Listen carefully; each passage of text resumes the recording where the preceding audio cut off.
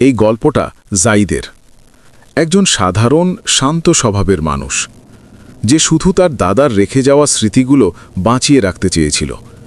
কিন্তু একটা পুরনো রেশমি জায়নামাজ তার পুরো জীবনটাই বদলে দিল, যে বদল মানুষকে রাস্তায় দাঁড় করিয়ে ভীত করে দিতে পারে। দাদার মৃত্যুর পর প্রথমবার দাদার ঘরটা পরিষ্কার করছিল জাইদ। ঘরটা সবসময়ই অন্ধকার, যেন বাতাসও একটু ভারী। কোণে একটা জং ধরা লোহার সিন্দুক ছিল, দাদার প্রিয় জিনিসপত্রগুলো যেখানে রাখা থাকত। জাইদ চাবিটা ঘোরাতেই একটা পুরনো ধাতব শব্দ হলো। মাথার উপরের বাতিটা হঠাৎ ক্ষীণভাবে টিমটিম করে উঠল। সিন্দুকটা খুলতেই একটা তীব্র পুরনো সুগন্ধ এলো, কাঠের গন্ধ, পুরনো কাপড়ের গন্ধ, আর তার মাঝখানে একটা রেশমি গাঢ় নীল জায়নামাজ। জাইদ অবাক হলো। জায়নামাজটা এতটাই নরম, এতটাই ঝকঝকে, মনে হয় গতকালই কেউ এটায় নামাজ পড়েছে। কিন্তু দাদার তো কোনো রেশমি জায়নামাজ ছিল না, অন্তত জাইদ কোনো দিন দেখেনি। জায়নামাজটা হাতে নিতেই হালকা একটা শীতলতা তার তাঙুল বরাবর ছড়িয়ে গেল, একটা অনুভূতি, যেন এটা সাধারণ কিছু না। সেই রাতেই ঈশার নামাজের জন্য জায়নামাজটা বিছিয়ে দাঁড়ালো জাইদ। জায়নামাজটা যেন অদ্ভুতভাবে মাটিতে লেগে থাকল, নড়ছিল না, সরে যাচ্ছিল না। হয়তো পুরনো কাপড়, নিজেকে বোঝালো জাইদ। নামাজ শুরু করতেই তার চোখের সামনে ঘরটা ধীরে ধীরে ঝাপসা হয়ে গেল। দেয়াল, জানালা, ফ্যান সব যেন কুয়াশার মধ্যে হারিয়ে যাচ্ছে। এক মুহূর্তে সে বুঝতে পারল সে আর তার ঘরে নেই।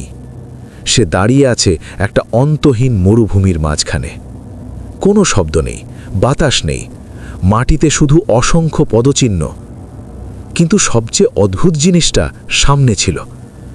কাতারবন্দি হয়ে দাঁড়িয়ে আছে একটা বিশাল জামাত, সোজা লম্বা সারি, দিগন্ত পর্যন্ত। কিন্তু তাদের কাউকে দেখা যাচ্ছে না, শুধু তাদের ছায়া। তারা রুকু করছে, সিজদা করছে, কিন্তু কোনো মানুষ নেই, শুধু আকৃতি। জাইদের হৃৎপিণ্ড থেমে যাওয়ার মতো গতি নিল, কিন্তু অদ্ভুতভাবে তার ভেতরে ভয় ছিল না, ছিল এক ধরনের ভার, যেন কোনো ভুলে যাওয়া দায়িত্বের ডাক। নামাজ শেষ করতে পারল না সে। হঠাৎ পুরো মরুভূমিটা ধীর গতিতে ভেঙে গেল, আর সে আবার নিজের ঘরে দাঁড়িয়ে।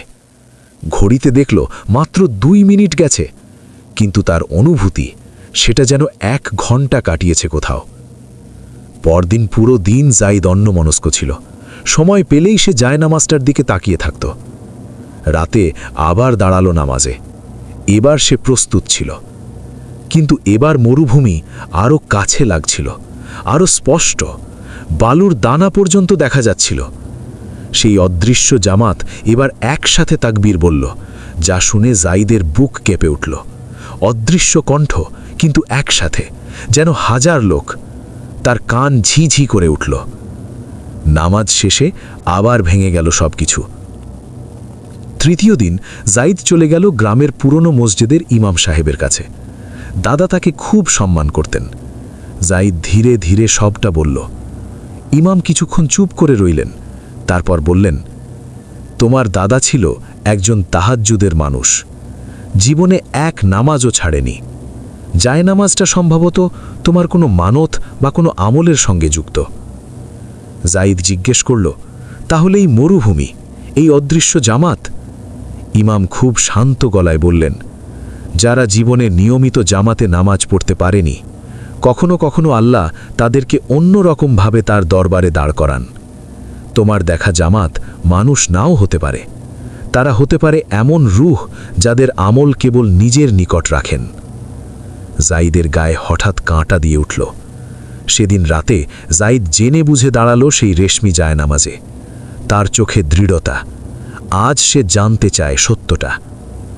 নামাজ শুরু হতেই আবার মরুভূমি, কিন্তু এবার অদৃশ্য জামাতটা নড়ছে না। তারা সোজা দাঁড়িয়ে আছে। মনে হলো তারাই যেন জাইদের জন্য অপেক্ষা করছিল। হঠাৎ প্রথম সারির ছায়াটা জাইদের দিকে ঘুরে দাঁড়ালো।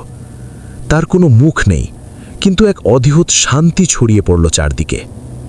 তারপর জাইদ স্পষ্ট শুনল, আমরা অসম্পূর্ণ ছিলাম, আজ তুমি আমাদের জামাত পূর্ণ করেছ।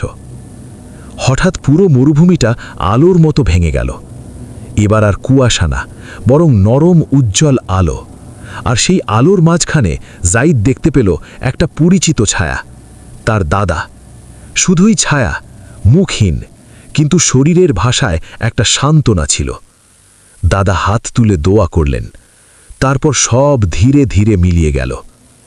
যায়েদ যখন চোখ খুলল, সে আবার নিজের ঘরে, কিন্তু জানালার পাশে বাতাস অদ্ভুতভাবে সুগন্ধি লাগছিল। জায়নামাজটা এবার ঠান্ডা নয়, স্বাভাবিক। এটা শেষ সাফারের মতো। যায়েদ সেই রাতের পর বুঝেছিল, নামাজ শুধু একটা কাজ নয়, এটা রুহের দায়িত্ব। এটা মিস করলে শুধু দুনিয়ার নয়, আখিরাতেরও ঘাটতি তৈরি হয়। সেই রেশমি জায়নামাজটা সে সিন্ধুকে আবার রেখে দিল, সম্মানের সঙ্গে। এরপর থেকে যায়েদ এক নামাজও মিস করেনি, কারণ সে জানে কিছু ছায়া মানুষের জন্য নয়, কিন্তু কিছু নামাজ মানুষকেই পূর্ণ করে।